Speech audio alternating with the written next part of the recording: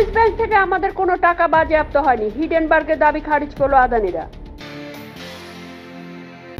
মুখোমুখি বিতর্ক আর নয়, পেনসিলভানিয়া কমলা হ্যারিসের কাছে হারের পর ঘোষণা ডোনাল্ড ট্রাম্পের। আবগারি দুর্নীতি মামলায় দিল্লির মুখ্যমন্ত্রী অরবিন্দ কেজরিওয়ালকে জামিন দিল সুপ্রিম কোর্ট। অযোধ্যার জমি দুর্নীতিতে জড়িত যোগী আদিত্যনাথের সরকার, অভিযোগ তুলে তদন্ত চাইলেন অখিলেশ।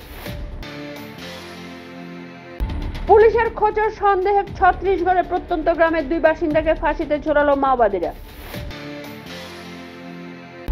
সীতারামের শেষ যাত্রা শনিবার, সিপিএম সাধারণ সম্পাদকের দেহদান করা হবে দিল্লির এইমসে। রেল লাইনে পড়ে বাবা ও ছেলের দেহ, ঘরে ঝুলন্ত অবস্থায় উদ্ধার মা, একই পরিবারের 3 জনের মৃত্যুতে রহস্য। 1400 কুইন্টাল চীনা রসুন বাজেয়াপ্ত ভারত নেপাল সীমান্তে, কৃত্রিম উপায়ে তৈরি রসুন ঘিরে বাড়ছে আতঙ্ক।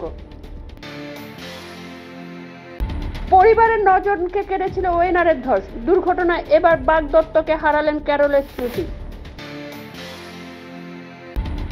অপরাধীরা বেপরোয়া হয়ে উঠেছে, সেনা অফিসারকে জখম করে বান্ধবীকে ধর্ষণ প্রসঙ্গে বললেন রাহুল। পুলিশের হয়ে চরবৃত্তি, এবার গোরক্ষকেই অপহরণ করে মারধরের অভিযোগ উঠল থানাতে।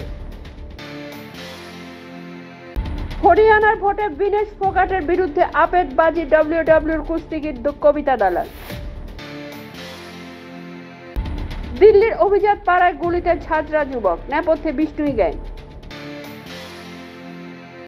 ঘুমের মধ্যে ভেঙে পড়ল দেওয়াল, মৃত্যু একই পরিবারের 2 শিশু সহ 7 জনের। মর্মান্তিক দুর্ঘটনাটি ঘটেছে মধ্যপ্রদেশের খালকাপুরার দাটিয়ায়।